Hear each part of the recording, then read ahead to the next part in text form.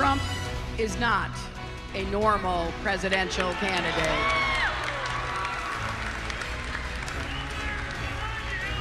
Somebody who attacks everybody has something missing. I don't know what it is. I'm not going to get into that. That was Hillary Clinton just before midnight last night in Youngstown, Ohio, on that bus trip. Let's talk about all this now with our roundtable, joined by our chief White House correspondent, John Karl, Republican strategist Kristen Soltis Anderson, also with the Washington Examiner, Cenk Uygur, host of Young Turks on the TYT network, Fox News anchor Greta Van Susteren, and Alex Wagner, senior editor of The Atlantic. And John, of course, we have to begin with this whole exchange between Trump and the cons, because you're kind of spoken out again this morning, and now he's speaking, he's taking this broader. He's asked Senator McConnell and Paul Ryan, Speaker Ryan, to take a moral stand against Trump.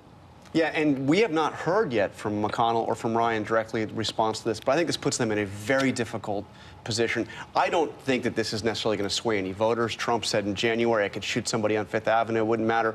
But this really does put Republican leaders in a tough spot, and they have been silent on this. And Greta, we have seen this many, many times. You know, this was just about a year ago today. He made the comments about John McCain as a POW. Didn't seem to hurt him at all during the primaries. Had the whole controversy over Judge Curiel. Keeps on rolling. Will this matter? I don't think so. I think people have made their minds up about Donald Trump and Hillary Clinton. They love them or hate them, love them or hate them. And I think that small sliver of people who are undecided or who can be swayed either way will make their decision when they see the presidential debates, assuming they're not watching football, of course, according to Donald Trump. But I think that I think he has Teflon and I think she has Teflon. Teflon, Alex? I don't know. I think if you're Mike Pence, this is absolutely the last thing you want to have to deal with on Monday when you're on the campaign trail. Mike Pence has a son in the Marines. You know, effectively, I think Republicans are being asked to choose between the parents of the war dead and Donald Trump. That's a tough position to be in. I think if you look at the polls, about a third of Americans say that they don't think either Donald Trump or Hillary Clinton has the character and judgment to be president. And so the conventions over the last 2 weeks have been speaking to those folks saying, you may not like me, but I'll keep you safe. Hillary Clinton, in that clip you showed at the beginning, she said Donald Trump's not a normal presidential candidate. He is banking on the idea that people like that they will think he's not normal and that's good. And so what this really comes down to in this interview, you know, the things he said about Russia that were just wrong, the things he said about this family that were just offensive, there are a lot of voters that will just say, but Hillary. And that's why I'm uncertain if this is actually going to move polls. Donald the Disruptor. Yeah, well, he's a disruptor. That's why he's winning, but certainly one on the Republican side. But look, these comments, first of all, prove that he's a bigot without a shadow of a doubt, because he takes a fallen U.S. soldier and puts him in the same camp as radical Islamic terrorists. Because he said, well, I mean, what do I say to the father? I say, we got radical Islamic terror. In other words, that's why I would have kept your family out. But wait a minute, these guys you can't get any more patriotic than dying for the country. And he's putting them in the same camp. He's really an unbelievably obnoxious character. And remember, he didn't go to Vietnam. He said he had a medical problem. He got a medical deferment. Now his doctor says he's the healthiest man alive. So he's healthier at 70 than he was when he was younger. He ran from Vietnam. Then he's got the nerve to criticize people who died for this country. It's not regular obnoxious. This is beyond the pale. Well, he did say Captain Khan was a hero. I mean, to be clear. I mean, he said what he said about his father, about the parents. Yeah, the statement came out overnight, yeah. Let's talk about overall and coming out of the Democratic convention. It is true that Donald Trump got a bounce out of his convention. I'm not sure it was the best in 20 years, but he definitely did get a bounce, and it was a healthy one. You saw the Democrats with that series of speeches Monday through Thursday. After the trouble they had on the first days, do they get a bigger bounce? I think you'll see a big bounce out of the Democratic convention. I mean, they had good coverage, 4 days.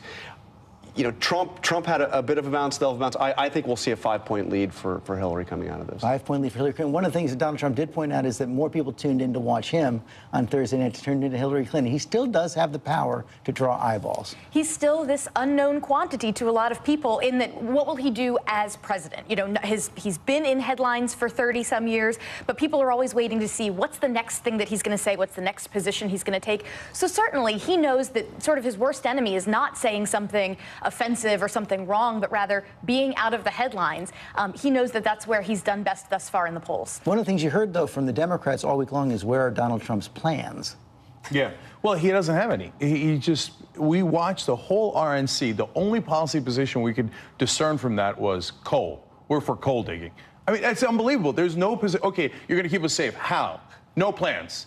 I mean, who runs for president and says, I'll figure it out once I get into office, which he said literally during one of the debates. The guy's actually a loser. He really has no plans whatsoever. I think you put way too much attention on the conventions, like American Idol, who did better, American Bandstand, who did the best dance. I think in a week, American people are going to say, what convention? And I think, you know, we're so steeped in it, so we think we dissect it, like every little flaw and every guest is a motive. But you were getting 20 million people a night for both of them. I know, but it's like, you know, it's like a week from now, do you really think people are going to be saying, I made up my decision at the convention? I think they had better music. Well, but also keep in mind, I just don't think, I think so many other things are going to happen between now and November. that is almost for certain. And that's going to drive the vote more Look, than this is someone who is campaigning through the looking glass, George. I mean, you know, the Democrats hit Trump for having no plans. Trump also, in a statement after Hillary's speech, said she has no plans. I mean, it is literally, I am rubber, that's why it's nothing. It's a mud wrestle. It is a mud wrestle. She uses every criticism so against it and lobs it at her. That goes to the heart of it. If this campaign is about Hillary Clinton, she loses. If this campaign is about Donald Trump, he loses. No, they're both deeply unpopular. No, I think what's going to happen that's is why when the conventions do matter, because they set the tone. When they stand side by side on the debate stage, and the American people who are undecided, then that's when American people... Will they stand side by side? That's the question I want to ask you, John Carl, because I talked to Mr. Trump about that. He said he wants to do 3 debates, but has also now raised this issue about timing with the NFL. He's also right that 2 of the debates are scheduled up against NFL games. This is clearly the start of some negotiation over the debates. Absolutely. And, you know, there has been a theory for some time that Trump may look for a reason not to get on that debate stage. I think that Hillary Clinton has a reason not to see the debates happen, too, to be side by side with Donald Trump on that stage and not knowing what the heck he is going to say, what he's going to bring up. So there's clearly a negotiation here. And it shouldn't be against the NFL. They should change that. I mean, it's like, look, why have it? I mean, that's the same thing that happened to Martin O'Malley and Bernie Sanders with the Democratic debates. I mean, they should have debates when, you know, it's not competing with something American people also really like besides politics. Yeah, I mean, I actually think that the Clinton team has sort of steeled themselves against I think they think it's very realistic to think there's not going to be more than 1 debate, and they're trying to sort of hedge against that at this moment. And Greta, you're right about the Saturday night debates. There's no question. I think the Clinton team was very happy to have Saturday night debates. Now, and it feeds into that whole business about Sanders saying it was rigged and the emails and everything else. So the Clinton campaign doesn't want it to seem like the debates are being hidden against NFL. At the same time, Kristen, listen, I'm no expert on this, but I think it's tough to find a night where there's football's not being played. Right. Well, I believe in 2008, 2012, wasn't it up against baseball? So you know, it's always going to be up against something. And I think for a lot of voters that are really interested in tuning in, I'm less concerned about putting it up against the NFL. I think for voters who are really still trying to consider who they're going to vote for, Tuesday and Wednesdays are good. Look, Hillary Clinton wants as many debates as possible, if you ask me, because she's got to get out there and say, you know, your whole thing's about winning. Actually, you're a loser. We started #LoserDonald because you went bankrupt 4 times. You say that's a savvy business move. You know what's a savvy business move? Making a profit. Yes, but you know not going bankrupt. The problem with the debate, it either can bring out the best in them, if by chance it's a debate on ideology. That would bring out the best in them. Maybe they can do that. Or it can bring out the worst in them if they both get down in the gutter and if they both take the bait from each other. Yeah, I just say football presidency, well, like there's no way it can be a debate about ideology. I actually think this was the savviest thing that the Democrats did at their convention was make the message not Donald Trump is a typical horrible Republican, but rather Donald Trump is not a Republican. Donald Trump is not a conservative, trying to bring those swing voters over. I think that was the savviest thing that they did. Let's put some snapshots up on the board right now. We've got a new device on abcnews.com where you can go to the electoral map and make your own electoral map on where the race stands today, where you think it will be in November. I'm not going to make anybody predict right here, but let's pretend the race is held today.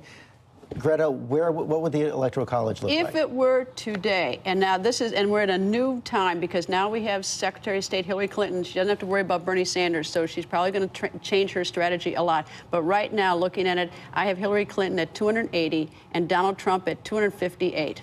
Okay. Alex? I have Hillary Clinton winning every swing state with the exception, I believe, of North Carolina, which I think we can call a swing state, 332 to 206. So that's kind of like Obama 2012, right? Yeah, that was my conservative map. Conservative map, yeah. Okay. John Carl? All right, so George, I did the states. I didn't look at the numbers ahead of time. I got to 269 with Donald Trump winning. How did you do that? I did because Trump holds Florida.